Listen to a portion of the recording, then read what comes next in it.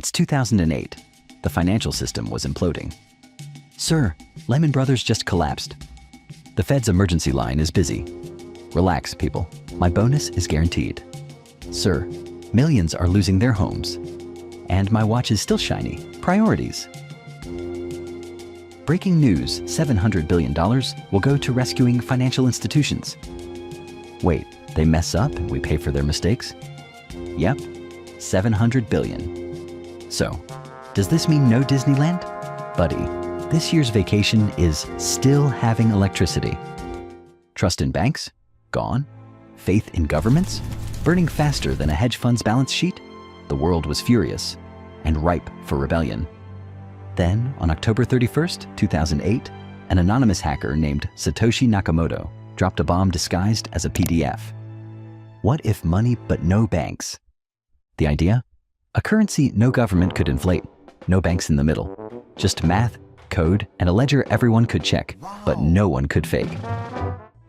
On January 3rd, 2009, the first Bitcoin block, now known as the Genesis block, was mined. Hidden inside? A middle finger to Wall Street. Subtle. This wasn't just tech, it was rebellion.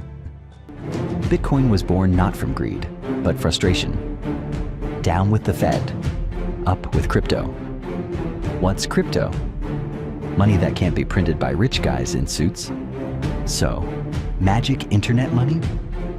Magic with math. For months, Bitcoin was just a nerdy experiment, until one guy decided to trade them for something real.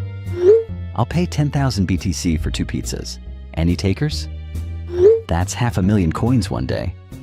Dude, it's pizza. Just Venmo him. Tastes like the future? You know those coins will be worth millions, right? Yeah, whatever. My Netflix password will be currency too. Those 2 pizzas, now worth over $600 million. The lesson? History's biggest financial revolution started with takeout. This wasn't just new money. It was a declaration of war on the old system. And the battle? Just getting started.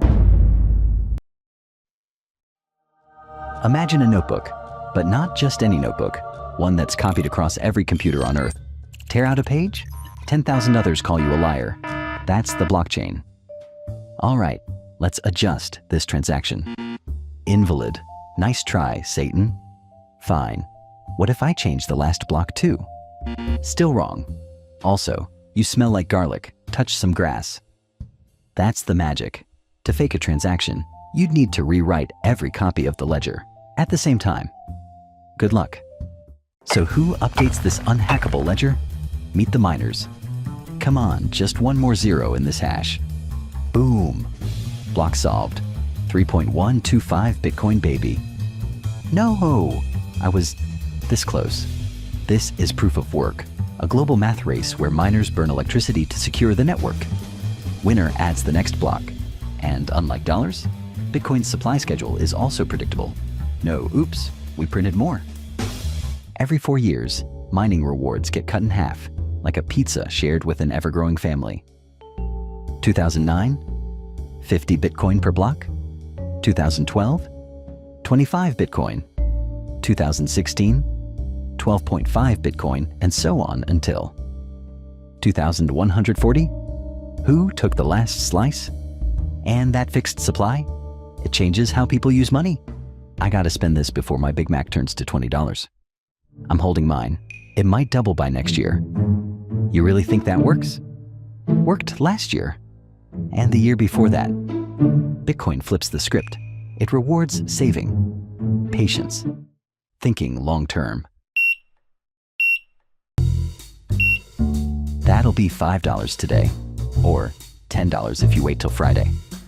Take it now. Governments print money to fix problems. The result? Everyone's money becomes worth less. Enter Bitcoin. No central bank, no money printer, just a hard cap. 21 million coins. Okay, let's print another trillion. Again? We just did it an hour ago. Yeah, and the economy still exists, doesn't it?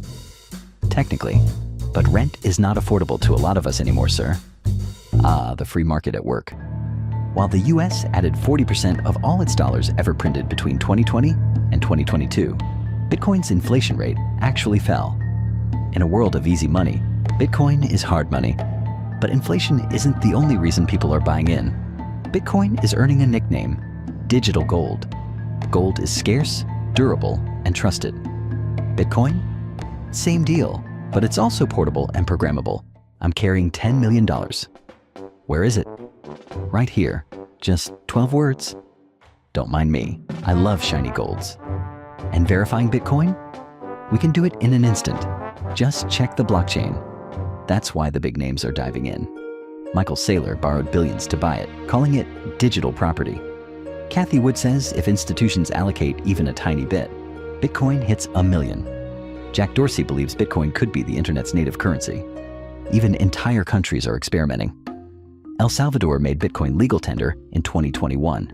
Citizens skipped 10 to 20% remittance fees with instant, nearly free transfers. The government even launched a volcano-powered Bitcoin city? Yes, volcano-powered. In Nigeria, it's a tool to protect savings, receive global payments, and avoid censorship. In Argentina, Ukraine, and Afghanistan, Bitcoin helped people escape inflation, move money across borders, and stay financially alive. Over 300 million people use crypto now, mostly Bitcoin. Institutions are following. Fidelity, BlackRock, Goldman Sachs. Even Tesla added it to their balance sheet briefly. But for every Bitcoin believer treating it like digital gold, there's a billionaire yelling fraud, like it's their full-time job. You see this burger? It has meat, nutrients, substance. Bitcoin doesn't produce anything. Yeah, it's like trading turds. I wish it had never been invented. They are right. Bitcoin is unproductive. It doesn't grow crops like a farm. It doesn't generate rent like an apartment. It just exists. And for investors like Buffett and Munger, that makes it a speculative dead end. Meanwhile, JP Morgan Chase CEO Jamie Dimon was busy dunking on Bitcoin back in 2017, calling it a fraud. Fast forward to 2023. Sir, we just launched a crypto wallet and offer Bitcoin services. Fine, but it is still a pet rock. So, are they wrong? Not entirely. They're just judging Bitcoin by old world standards, cash flow, dividends, regulatory clarity. But Bitcoin isn't trying to be a company. It's trying to be an asset, like gold. But criticism isn't the only threat. What if Bitcoin isn't destroyed by a quote, but by a crisis? Enter the ghost in the machine, Satoshi Nakamoto. He lit the fuse and disappeared, like the Batman of money. Yeah, I'm scared of him. Doesn't he hold 1 million Bitcoins? It's almost 5% of the total supply. What if he comes back and sells all the coins? Wouldn't we be screwed? He might also hijack the system, right? Since he is the one who made it. Short answer, nope. Bitcoin's code is open source. Changes require global consensus from thousands of miners, developers, and node operators. Even if Satoshi rose from the shadows with a flash drive in one hand and a gun in the other, he couldn't change the rules alone. Then there's the future scare machine, quantum computing. One day, these superpowered calculators might crack cryptography, but today, they're still figuring out how to not overheat when solving Sudoku. And Bitcoin devs already working on quantum-resistant upgrades, just in case. What about governments? Can they shut it down? They've tried. China banned mining. India flirted with bans. The US argues. We should ban it. We should regulate it. What's Bitcoin again? But Bitcoin isn't a company. It's global. It's decentralized. When China shut it down, miners shrugged, packed up their gear, and moved to other places. And finally, could better tech dethrone it? Ethereum's flexible. Solana's fast. Meme coins exist. But Bitcoin isn't here to trend. It's here to endure. It's slow on purpose, simple on purpose, secure on purpose, like gold, government-proof, inflation-proof, time-proof, but better and younger. So what's Bitcoin's superpower? Not perfection. Survival. Test after test, threat after threat. It's still here. Maybe that's the point. Or maybe Thank you for watching.